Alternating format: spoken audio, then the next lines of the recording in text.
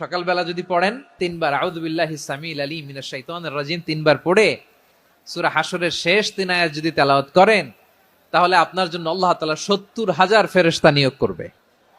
সারা দিন তারা আপনার জন্য মাগফিরাতের দোয়া করবে। আর ওই দিন ইন্তেকাল করলে আল্লাহ তাআলা শহীদ হিসেবে আপনাকে কিয়ামতের দিন দাঁড় করাবে। আবার সন্ধ্যাবেলায় যদি পড়েন, সারা রাতের জন্য 70,000 ফেরেশতা মাগফিরাতের দোয়া করবে। ওই রাতে মারা গেলে শাহাদাতের মৃত্যু নসিব হয়ে যাবে। আযকারুস সাবাহি ওয়াল মাসা, সকাল সন্ধ্যার যে জিকির, এই জিকিরের অন্তর্ভুক্ত করে নেবেন এই ওয়াজিফাটা।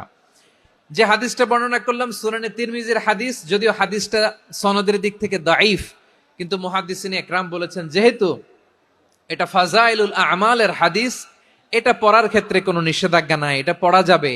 সো সকাল সন্ধ্যা যদি সুযোগ হয় এই ওয়াজিফাটা যেন আমরা পড়ি।